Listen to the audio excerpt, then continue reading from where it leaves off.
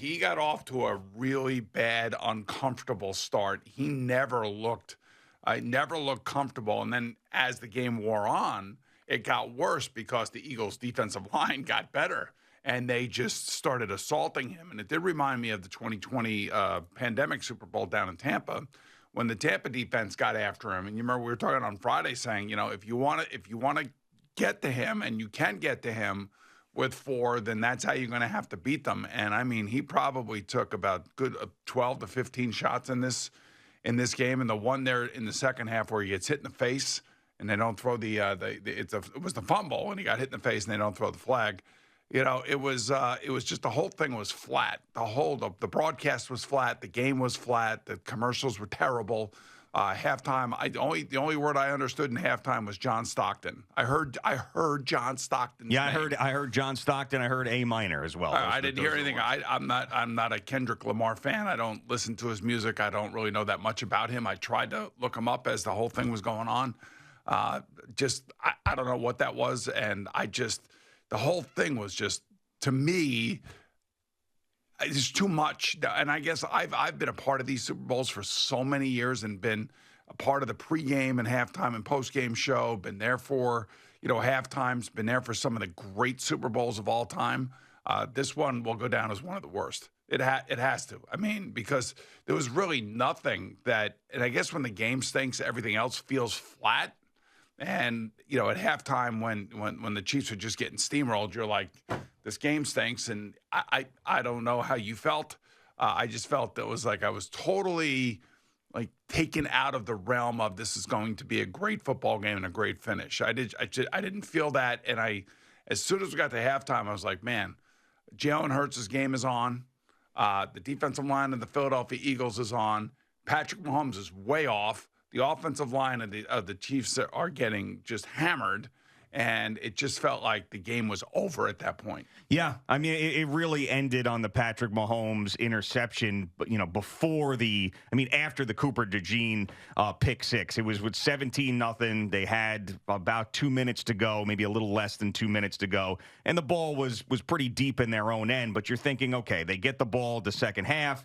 They've got a shot here at 17-0. The Chiefs' defense at that point was holding it together for the most part. They were keeping Saquon a little quiet. And you're thinking, if there's any way that they get back into this football game, it's right now. It's here. And then on the first play, he throws a pick, and then it leads to the A.J. Brown touchdown, 24-0, and then just good night. And that pick happened because he was hit as he was throwing the ball, but Tom Brady did talk about Patrick's feet were a little bit all over the place, and that just tells me that he is just he's just off.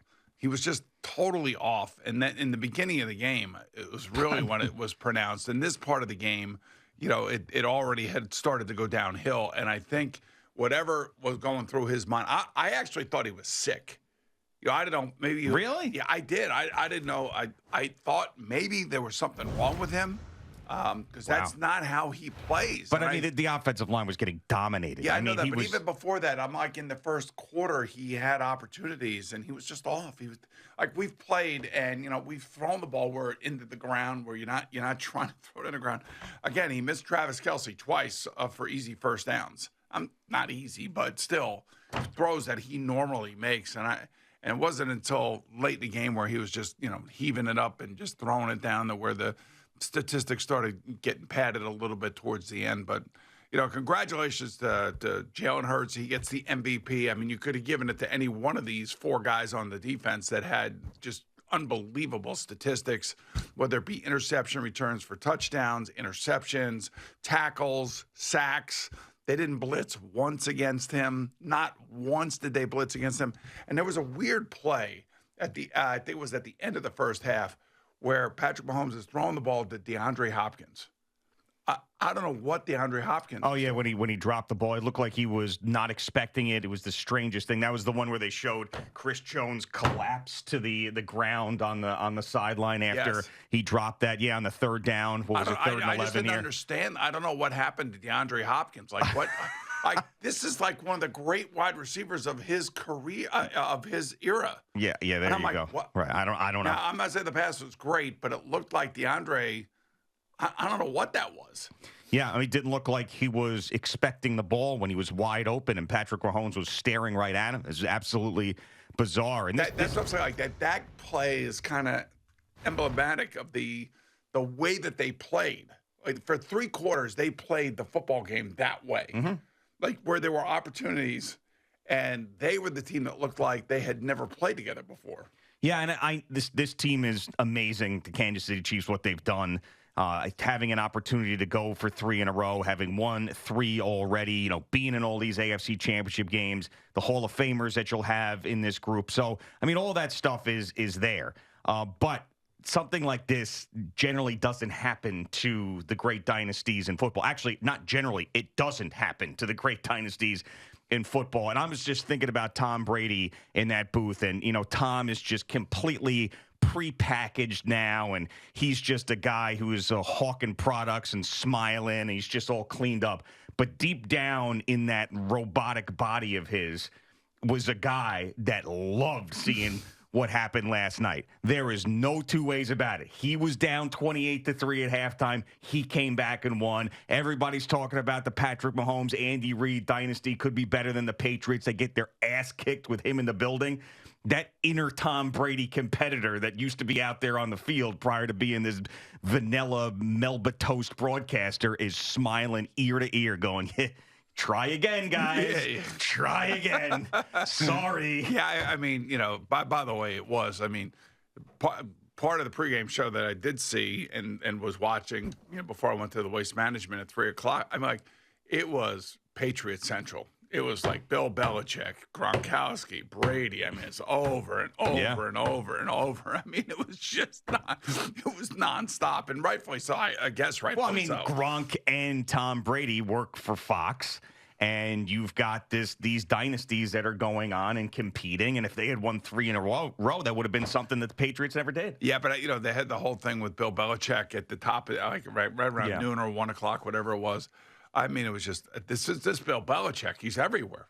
Yeah, and by the way, remember when I told you that him showing up at the NFL honors was a big FU to the NFL and all the guys who didn't hire him? How about his girlfriend putting on the Atlanta Falcons Super Bowl champion shirt, walking around in the year that they blew the lead? If that, I mean, oh my God. They must have went to Costa Rica or El Salvador somewhere to get one of those. Oh my God. I mean, think about it. So Arthur Blank was about to hire Bill Belichick. He doesn't. Yes. Bill Belichick now has got a 24-year-old hot girlfriend who's walking around in a shirt of the Atlanta Falcons Super Bowl championship that they blew 28-3 to the Patriots. I mean, he is doing every passive-aggressive go suck it that you could possibly do to the NFL and the people who didn't hire him. I mean, I knew that he was competitive. I just didn't realize how petty he is. Oh, yeah. I mean, it is unbelievable. I love it, though. I think it's great. I mean, when you've done all that winning and they don't want to hire you and they want to hire guys like Liam Cohen and 28-year-old offensive coordinators,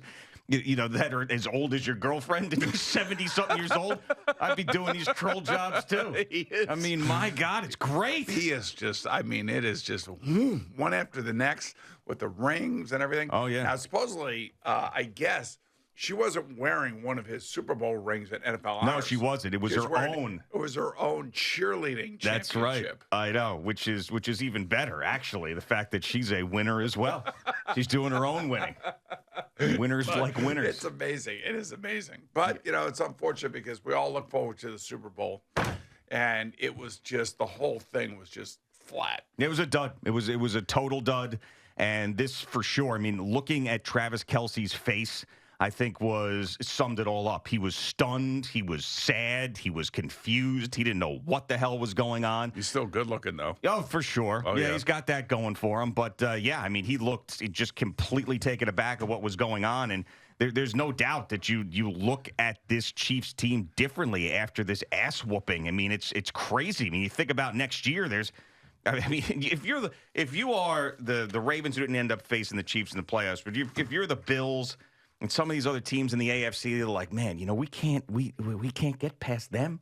Like if you're Josh Allen, you're like, holy hell, I couldn't get past them. That team. I wonder, that team that sucked that bad in front of everybody. They certainly had a bad game, but the game that would have been the game for all of us to watch would have been the Eagles versus the Ravens. Yeah, that would have been the game. That probably would have been the better of the two games or three games, including Buffalo, if you want to throw them in there. I feel like the Ravens would have stacked up physically with the Eagles, especially offensive line versus defensive line. And then you got the wild card that is, Lamar Jackson running all over the place. But anyway, it was unfortunate. It was just a really, the game was just so bad. Yeah, and from the Kansas City competitive standpoint, from the Eagles standpoint, it was like unbelievable. Vic Fangio, not one blitz did he call, not one blitz. And that tells you all you need to know, because now you're thrown into a 7-man secondary and you're getting pressure with 4 guys, and it's created so much mayhem. And Brandon Graham turned out to be, like, he took Jawan Taylor on one play, and I mean just steamrolled him back into Patrick Mahomes. And that's why offensive linemen like to run the ball. They want to go forward as opposed to getting, like pushed backward, like a number of and Joe Tooney the same way on the left side. Josh Sweat was just eating him alive. And you go from when Brandon Graham gets hurt and he tears his triceps and he goes on WIP and he's crying, thinking that he let his team down by getting hurt, let the city down. He might have to retire. And then he just works his ass off to get to play in the Super Bowl, and then gets in there, makes an impact, and wins another Super Bowl championship with the Eagles. I mean, that's storybook type stuff. And that guy's a good guy. He's been a Philadelphia Eagle fan favorite for a long time, so you feel good for him. But yeah, for an Eagles fan, this is the greatest thing ever. And there is nobody hotter in sports with what they have done, not physically like good looking, but hotter in sports than Howie Roseman. This guy is the best executive in professional sports, and it's not even close. It's not even close. So here's the thing. Here's the Jet. Bryce Huff, they took him. They took Mekhi Becton, of course. Yeah. Somehow the Jets ended up with Hassan Reddick, who only played like 9 games. And Hassan Reddick was coming off of a defense that was one of the worst in the league last year at this time, as opposed to the turnaround that happened, that they became one of the best in the league, and certainly showed it last night. And Howie Roseman was the guy that was making these decisions. I mean, from Zach Bond to Cooper DeJean, both those guys with picks, one a pick 6. Mekhi Becton, who was a total slug when he was here, and then he's a big storyline about how he was out of the game for a little bit and what impact that was going to have. To Saquon Barkley, maybe the best free agent signing in the history of the NFL. I mean, everything. Hiring the 2 coordinators in the offseason, from Kellen Moore to Vic Fangio. If you remember last year around this time, because of the way that the team collapsed last year, there were questions as to whether or not Nick Sirianni was going to get fired. And they decided to keep Nick Sirianni, brought in 2 new coordinators. Obviously, we just talked about Howie Roseman, all the things that he did in this offseason to get them where they are. Now Nick Sirianni's contract, he now goes into a lame duck situation. As of right now, his contract ends after next season. So, there's got to be an extension and a huge raise coming. There has to be. Yeah, but Howie Roseman's probably like, hey, I won with Doug Peterson. I won with Nick Sirianni. Whatever. It doesn't matter. I'm good. And we could let him go if he wants too much money. Like, I'll find another guy. And they're going to now need a new offense coordinator because Kellen Moore will be named the head coach of the New Orleans Saints. Yeah, and I got a feeling Howie Roseman's going to find the right guy, because generally that's what he does. And this was a team that early on in the season, did not look great. They had lost to, well, I guess that Kirk Cousins stat is over with then, right? Yes, so it is. The Philadelphia Eagles end up winning, but they lost that game to the Falcons. And is this team any better than it was last year? And all they did from then is just win, and just blow teams out. I mean, you think about their NFC Championship game and their Super Bowl. Those are 2 of the most impressive back-to-back victories in those 2 games that we have seen. Turnovers, defensive touchdowns. I mean, those are killers. And, Patrick Mahomes, to his credit, stood up there at the end of the game and basically said, I let you all down, talking to Chiefs Kingdom. And he goes, I'll be back and we'll be back, and that I can promise you. But I did not play well, and certainly he did not. And he was, like I said, he was off in that first quarter, and I was just, whether his feet were bouncing around or he was just, I don't want to say nervous because he hadn't really been hit yet. And he's a guy that doesn't get nervous.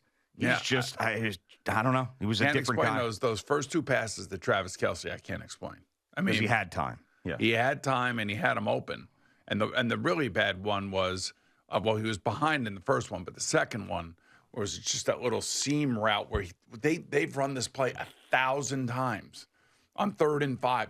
They've run it 1,000 times, and somehow, some way, Patrick throws it like inside and about 6 inches off the ground. And, Travis is not even ready for it yet. Yeah. So he was like playing a sped-up game early on in this game, and he just never, ever got comfortable. And then all of a sudden the onslaught happened, and then when you're not uncomfortable and then that happens to you, then you get the performance, that we saw for the first 3 quarters. The fourth quarter, they scored 16 points. He was throwing the ball down the field. Touchdown pass to Xavier Worthy was beautiful, but unfortunately too little too late.